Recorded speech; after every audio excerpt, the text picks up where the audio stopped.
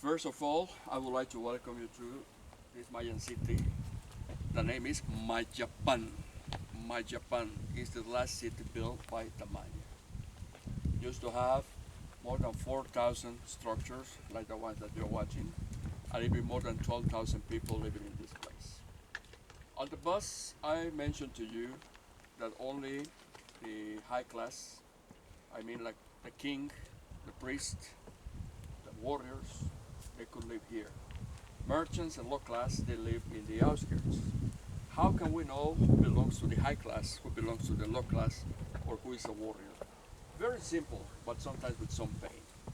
If a baby is born among the high class society, they will use two boards, one for the baby's forehead, one for the backside. They will connect both boards with a string, and then they will squeeze the baby's head little by little during 1 year and a half.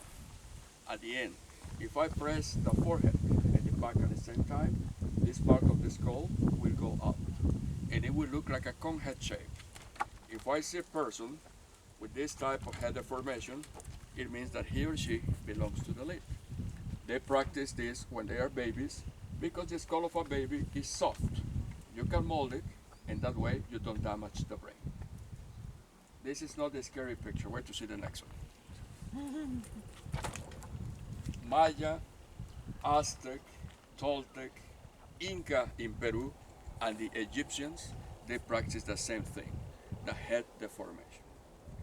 Starting 12, ending around 16, 17 years old, they will drill every tooth of the front, up and down. They will make like round cavities, and then they will make incrustations with jade, obsidian, turquoise, or malachite round stones. Every time that they smile, it will look like braces, luxury that only the elite they could wear. This is a very sensitive part of the body, so to stand the tremendous pain of the drilling, they will force them to chew mushrooms, the ones that they cause hallucinations. The mind will be traveling somewhere else, but at the moment the body is not feeling anything. Then they catch some birds. In Spanish we call quetzales or quetzals, which is this bird. They have a long tail, so they will use the feathers from the tail to make their headdresses. As big as the headdress is the importance of that person, the biggest headdress of all will be for the king. By the way, the king's name is as long as this wonderful group that we have today. The name is like this. I will go slow. His name is Asyutok Ahau Tutulsiu Halachwinik. Asyutok Ahau Tutulsiu Halachwinik means the chosen one, or the number one. He's the king. He's in the first place. Well, low class, they don't practice this. They practice something else. Starting 12, ending 17, 18 years old, they will cut the skin of the face, doing different shapes. They will use the very sharp thorns or the obsidian sharp stones to cut the face, doing different shapes, the chest, the arms, the back, and the legs. We call that scarification. It will be like a tattoo, but without ink.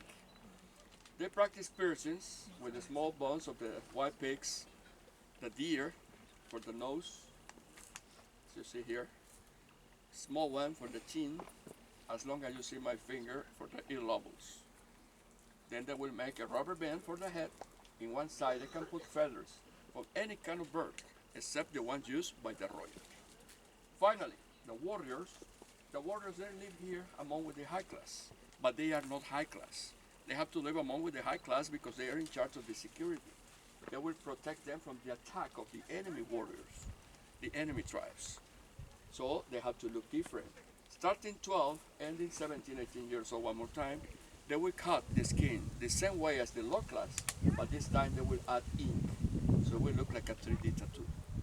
They sharp every tooth, up and down. Watch this finger. So they could look like spearheads, arrowheads, knives, or jaguar fangs. Every time that they bite, or wherever they bite in their opponent's body, they will get a piece of meat in their mouth, like the jaguar do. This will be like another set of knives in the mouth. This is the most popular right here. How sharp.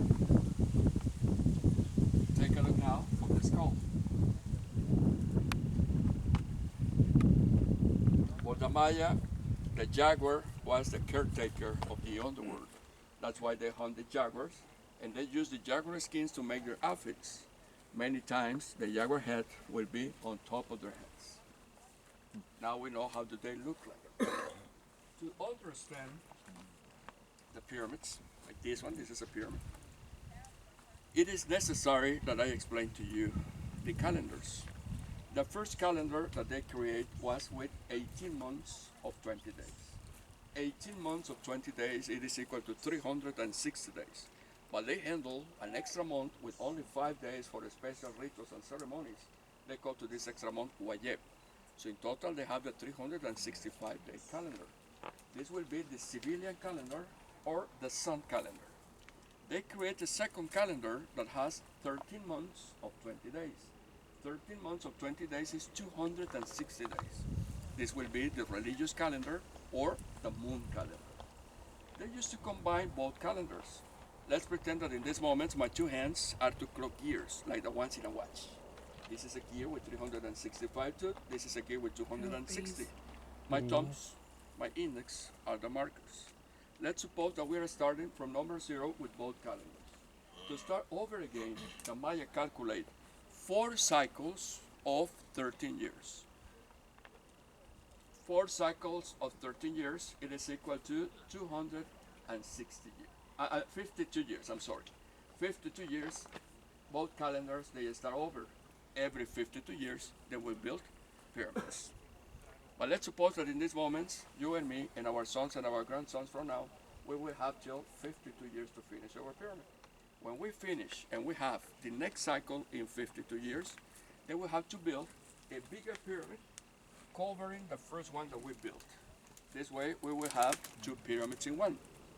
But the cycles continues every 52 years, so each time bigger pyramids will cover the old ones. The maximum level of construction will be 5 pyramids in one. If I multiply 5 pyramids for every 52 years that they build them, now it is equal to 260 years of construction. 260 represents the religious calendar with the 260 days. Now you know why they are so big. When they build one pyramid covering the other one, the small one, they will never leave like a space in between. Everything will be solid, so it can stand the tremendous weight of the new ones. Nowadays, it is possible to visit the inside of some of the pyramids that we have all across the Mayapan.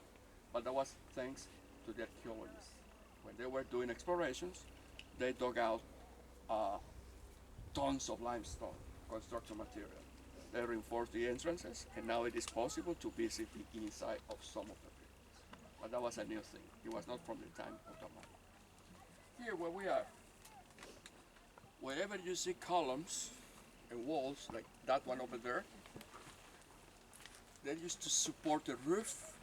Those were the homes for the high class.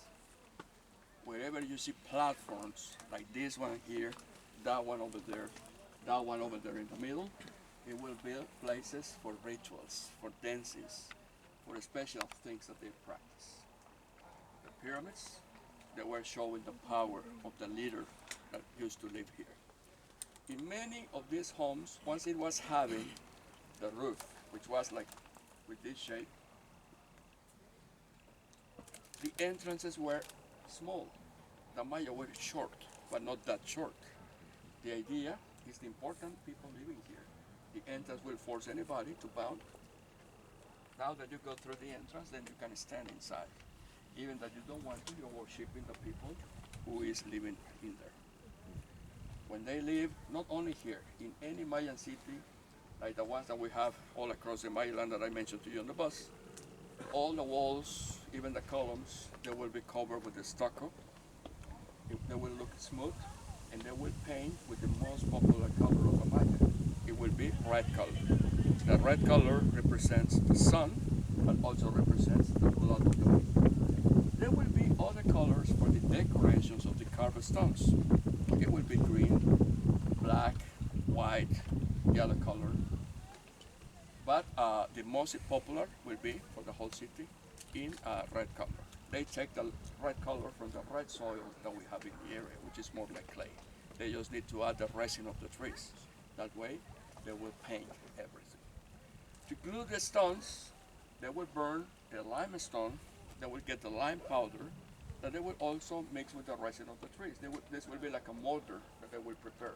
That way they will make the elevation for the pyramids or for the temples. All these cities, like the one that we are visiting, they were famous because they were connected with some artificial walkways that we call in Maya language sakbe. Sak means white, B-E-H, be means path. It was an artificial elevation about this height, like from that platform to this street that we have over there. It was approximately the white. The idea to make the artificial elevation was to avoid the floodings caused by the hurricanes or the rainy season. The water could be on the sides, but not on top of those walkways. So they will connect the city with other ones. The longest artificial walkway that they built, like the one that I'm describing to you, it starts close from Chichen Itza, and it goes for 63 miles, all the way to a Mayan city called Coba. No metal tools, no wheel, no cattle, no horses, nothing like that to help. It was just the strength of thousands of workers. The workers in those times, they made a basket, a pretty big one with a cone shape. Those baskets that will have a string or a rope. The basket will be for the backside, the rope will be for the forehead. So they will transport the heavy stone like in this position every day, several hours a day during all their lives. Because they were slaves or they were the low class. So they will deliver the stones here. Another group is going to cut the stones using the flintstones, making the square shape, and the other group is going to burn the soft limestones to get the lime powder that they will mix with the resin of the trees for the mortar. That is the way they used to work in the area. Now,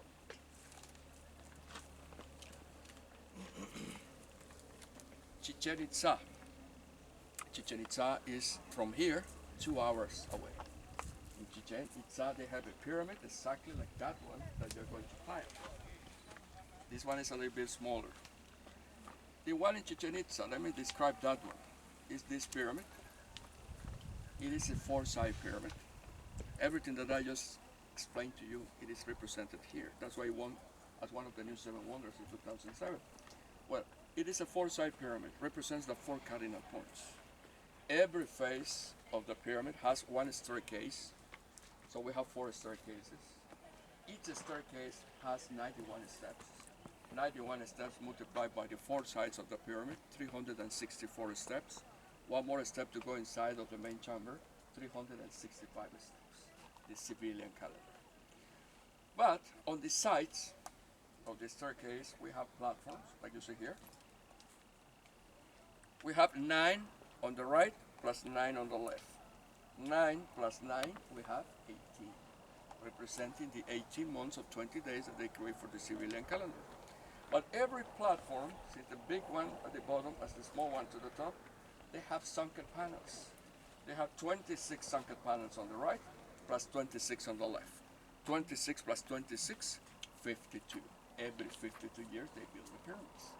But the most amazing thing, March 21st and September the 21st, around 4:45 p.m., the sun illuminates the northern facade of the pyramid the same way that you're watching here, and it projects to the main staircase, watch this finger, 7 isosceles triangles of light and 6 of shade. How much is 7 plus 6? 13, representing the 13 lords of the heaven, forming the body of a Crotalus rattlesnake. The snake head is right here. But I will show you a better picture. Now you can see better the snake right here. Can you see that with the light? This snake is considered one god, and it is called Quetzalcoatl, or with a second name, Kukulkan. It is the fertility god. March 21st, they start the agriculture. September the 21st, they start with the harvest. Take a look at all the people here. Every time that we have March 21st, September the 21st, well, most of the guides. You want to find a guide, this is Chichen Itza those days, with a lot of people. Very, very hard to stand there, because you have all these people, more than 15,000 people at the same time. You want to go to the restroom? Bad idea. If you go, you won't find a good place to watch this. So you have to look at it from the restaurant. And then, but it's really worth it because you can see this in the afternoon. But in the morning, the same days, March 21st and September the 21st, we have a Mayan city that is only half hour away from the pier. The name is in Maya language. It's kind of tough. If you read the name, it's kind of tough to pronounce the name. It's that with the D and then we have a Z. Sibil Chaltun. It means where there are writings on the flattest stones. Over there happens the equinox around 6:20 a.m. The sun gets right in the center of the main entrance. The same way that you see in the picture. I took this picture 3 years ago. How can they know that this could happen? Before they built the pyramids, they built a platform similar to the one that you see back there in the center. Each platform, each face of the platform will have one staircase with 5 steps. We have 4 staircases, so we have 20 steps. And right on the top, that's what we are missing there will be a huge flat stone. The whole thing will be a sundial. When the sun illuminates one face of the flat stone, it projects one shade to the opposite side. So they will study the motion of that shade going during the whole day. Once they have calculated the motion of the sun that well, then they build the pyramid. And they knew that the sun will be right there, like the way you're watching right now. Finally, so you can have some time for exploring and climbing. The king is the most important one, of course. It always represents the king in some carved stones, almost like a dwarf, like this big. His head looks bigger compared to the body. His face looks like a very old man. It represents the knowledge, experience. The chest looks flat, and it has the shape like a turtle shell. If you Google, you will see that all the turtles, they have 13 spots in the shell. So number 13 represents the 13 rooms of heaven. And the turtles, they have the legs wide open like this. So it represents the 4 categories. For the Maya, the turtle represents longevity. They also want a long life. And at the end, once you see this man with everything that I just described to you, he will have a huge headdress, 4 times bigger than his father. It is representing how important he used to be. If you talk about the number 13, in some countries, number 13 is a bad luck number. For the Maya, it's a lucky number. And we all have the number 13 in our bodies. That will be the last that I will explain, so you can go to explore. Number 13, in the main articulations, the neck is the number 1. You can do this. The shoulders 2 and 3, the elbows 4 and 5, the wrists 6 and 7, the hips 8 and 9, the knees 10 and 11, and the ankles 12 and 13. 2 arms and 2 legs is the 4 cardinal points. According to the Maya, the center of the body of the heart is the brain, which is divided in 2, north and south, superworld and the underworld. That is the way they consider we were created. When we get back on the bus, all the way for the Lazy River, I will explain to you the history of the creation of the Maya. We will talk about the 2012. Remember the 2012, everybody was crazy about that. Nowadays, now in this moment, I'm sorry, the time, it is eating us.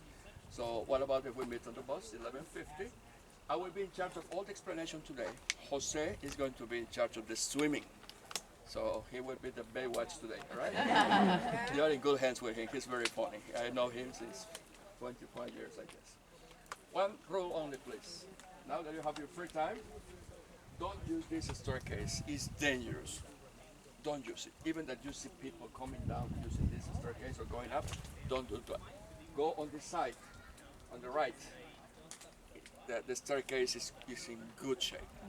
So then you can climb up. You will have a perfect view of the whole side. All the area is flat, no mountains, no hills. So you will see that everything will be so flat. You will see all the pyramids in the distance. When you have your free time, the thatch roof that you see over there, you can climb, put your head inside of the thatch, so you can see a mural that will be on the floor. The main color is a blue color. It represents the ocean. You will see one man with no head. That part is missing, the painting is missing. but he's the fisherman. He just caught an alligator. You will see the alligator, which is big, tied up with the mouth, the arms, and the legs. So he just catch that one, and you will see fish. It's a nice one. Next to this pyramid, on the left side, where you see that tree, there is a round building that is the astronomical observatory. And it looks like the modern astronomical observatories that we have nowadays. That's what they used to study the motion of the moon, the stars, and the sun. Thank you, amigos. Enjoy your